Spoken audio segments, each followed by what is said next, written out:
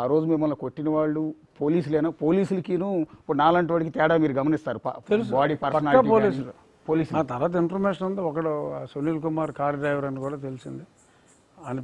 అని తీసుకొస్తే నేను గుర్తుపెట్టేస్తాను కూడా. మిమ్మల్ని కొడుతున్న సమయంలో పివి సునీల్ కుమార్ కానీ పిఎస్ఆర్ ఆంజనేయులు కానీ వచ్చారండి? పిఎస్ఆర్ పొట్టోళ్ళు ఉన్నారు ఒక ఇద్దరు. అది ఆ సమయంలో నాకు అసలు ఆంజనేయులు అన్న ఆలోచన రాలేదు, కానీ ఖచ్చితంగా పివి సునీల్ కుమార్ అయితే ఉన్నాడు. ఉన్నారు సార్. మాట్లాడటం ఆ వాయిస్ ఏమన్నా మీరు వీడియో తీసింది పివి సునీల్ కుమార్. ఎందుకంటే జుట్టు అదో డిఫరెంట్ టైప్ ఆఫ్ రింగులు ఉంటాయి. సునీల్ కుమార్ జుట్టు నాకు తెలుసు. సో అది సునీల్ కుమార్ అనేది నా నమ్మకం. అంటే మీకు తెలుసో లేదో సరే, యాక్చువల్లీ బయట జరిగిన ప్రచారం ఏంటంటే మిమ్మల్ని కొడుతున్నప్పుడు, మిమ్మల్ని హింసించి మీరు అరుస్తున్నప్పుడు దాన్ని మొబైల్ వీడియో కాల్ ఆన్ చేసి తాడేపల్లిలో ఉన్న ఒక నేతకు చూపించారు. జగనే చూపెట్టారు.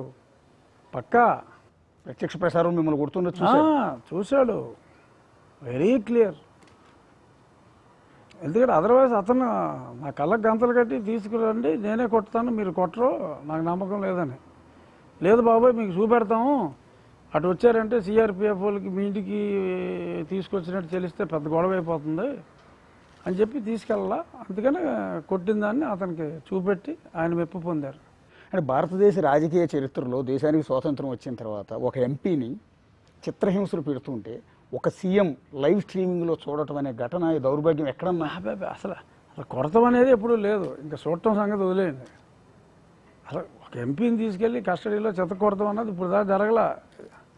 ఇండిపెండెన్స్ రాక ముందు జరగలేదు, ఇండిపెండెన్స్ వచ్చిన తర్వాత జరగల. అంటే రాజుల కాలంలో, బ్రిటిష్ కాలంలో కూడా ఇంత దుర్మార్గం లేదు కదా? బ్రిటిష్ కాలంలో కూడా కొన్నాళ్ళు ఎంపీ స్ట్రక్చర్ ఉంది. ఈవెన్ 25లోనే పార్లమెంట్ హౌస్ కట్టారు. 25 నుంచి 47 దాకా కూడా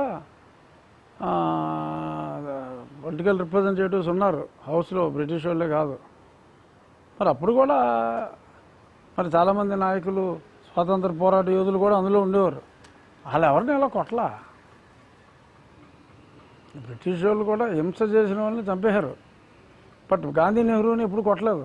తీసుకెళ్ళి మర్యాదగా జైల్లో పెట్టారు, పుస్తకాలు ఇచ్చారు, పుస్తకాలు రాసిన ఊరుకున్నారు తప్ప గాంధీ, నెహ్రూని కొట్టారు ఎప్పుడున్నా?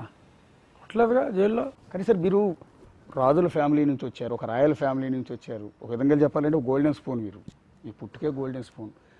ఎంటైర్ ఫ్యామిలీ, రఘురామకృష్ణరాజు ఫ్యామిలీ, మీ అటువైపు బంధువులు. వెంటనే హాస్పిటల్ నుంచి ఆ రోజుల్లో షెవర్లెట్ ఇంపాలా అని మా తాతగారికి ఒక కారు ఉండేది, ఇంపోర్ట్ చేసుకున్న కారు, పెద్ద కారు. పుట్టినప్పుడు నేను హాస్పిటల్ నుంచి మా మదరు నేను ఆ కారులో ఇంటికి వచ్చామని చెప్తారు. అంతటి ఫ్యామిలీ. సో ఇప్పుడు కూడా రఘురామకృష్ణరాజు, భీమవరం ఆ చుట్టుపక్కల రఘురామకృష్ణరాజు ఫ్యామిలీ, అటు